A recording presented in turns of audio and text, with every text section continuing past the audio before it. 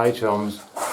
Right, I've got a few things to do here. I have the camera in this position because I'm going to zoom in on something behind me, and then I'm going to pan this way, and then I'm going to show Stephen the brackets I made for the tools. I stole his idea and then just changed it slightly. So I'll do that. So I've been pretty busy about here every day working, but there's seemingly not an awful lot done.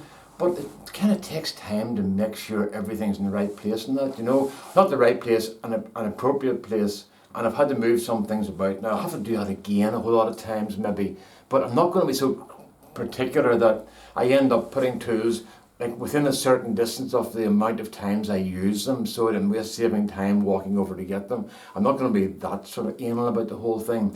So I need to mention a couple of people because I was going to do this at the end, but I'll maybe do it now, you know. This wasn't just all my work. I was talking to the guys up in the woodshed up in Temple Patrick, and I mentioned doing this, and they know, that my friends know that I can't really do this myself, so they very kindly volunteered to come and help me. So they spent some time here working. So Stephen then, he's got a huge workshop, and he's very good on work processing or work processes and running work through something. There's a name for that. I had it in my head a minute ago and I can't remember what it was. So he's very good on that, on work, oh God, I can't remember what it's called. But anyway, whatever the routine for putting work through things is, and I know it, I can't remember it anyway. So he did that for me, and that's why the lathes are where they are, because he was showing where he felt to be best, and actually it worked out really well. It takes somebody else to look at a thing to help you work out what's best for yourself sometimes, you know. And then to get the black boards up, a couple of boys come over. There was Joe and oh Christ, I hate that. I can see him. He's got dark. He's always beautifully groomed, immaculately groomed, and glasses. Oh my God, what do you call him? Just ever happened to you? I'll come back to you. I don't want to waste time on this. So I'm going to show you a couple of things I've done, and then I'll come back to that again, okay? So I'll show you a thing I did with the Hope sanding kit. The Hope sanding kit is this thing here. It's this kit here that you get off Simon Hope with all the gear in it, and it's a brilliant set. It's a brilliant set, but the problem is I don't know where to put it because it's always lying in different places. I can never find it. So I made a wee shelf for it. So I'll show you that. I'm just going to pull the camera down here and do a bit of zooming, okay? So just bear with me, please. Whoops, wrong way. That looks kind of half decent there. Okay, so this is just from scraps made around the workshop. So those fold out, and then that comes down, and there's the kit sitting. Now the kit is sitting in a little frame that was made to suit it. And actually, I'm watching John Heiss, and he was making a custom base for a pillar drill, and I was watching what he was doing, fitting stuff and that, so I learned a bit from that, you know. So then, where are we at? Yeah, we're still on screen there. So then, I'm going to put that up a wee bit, because from here it's a slightly different view than over there. Right. So then, whenever it's open, the other thing is what do you do with the lid.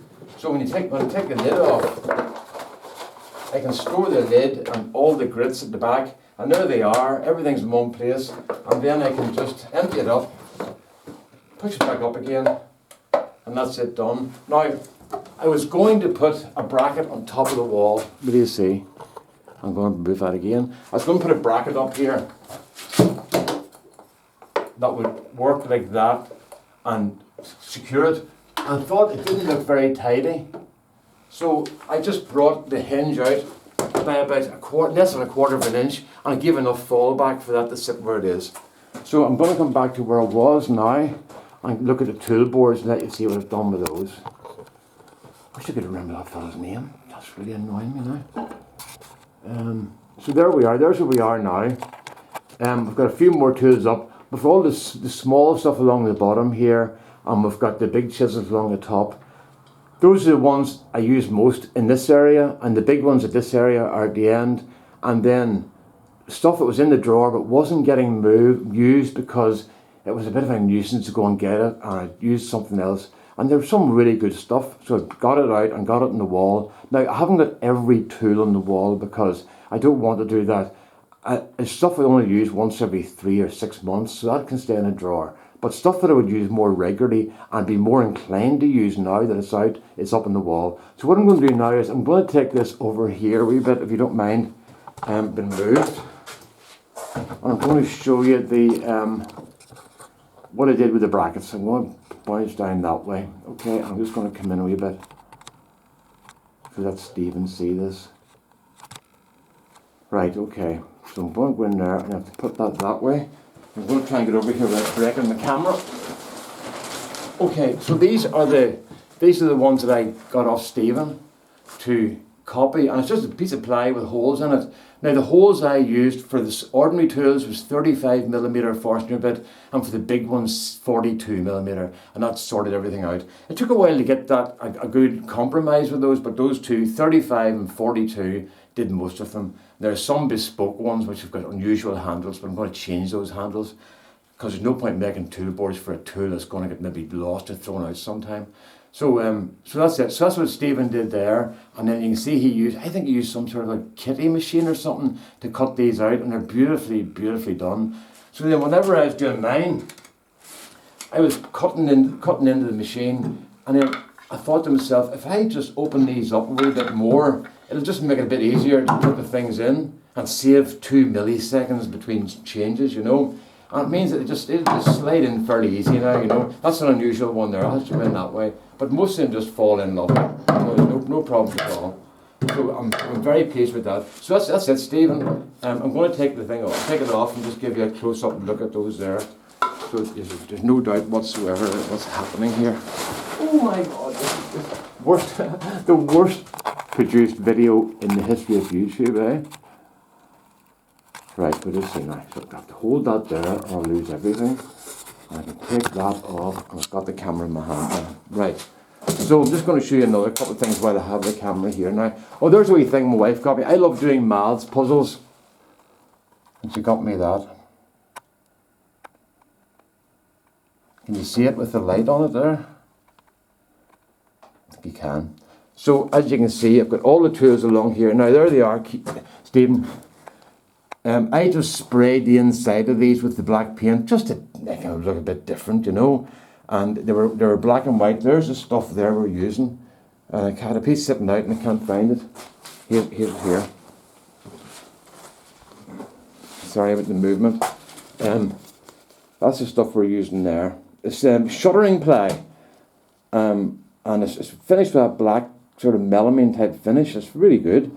And then just ordinary ply underneath. It's actually very good quality for the price of it. That was £30 a sheet. That's about $50, maybe $55 now.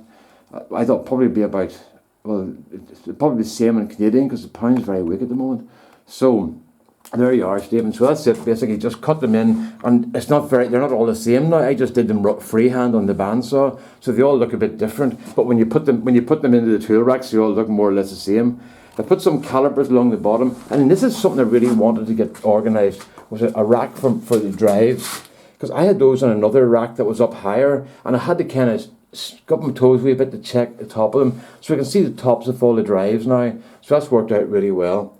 And then there's calipers and stuff on this here. Now, I've still got these two boards over here to fill and round the corner, but I'm not going to do those ones because I don't want to end up in a situation where I have loads and loads of tools out that I never use, and they're just gathering dust and getting dirty and wasting space that might be used for something else. So as things happen and I need them, what I'm doing, I'm trying to get the camera back into the holder here.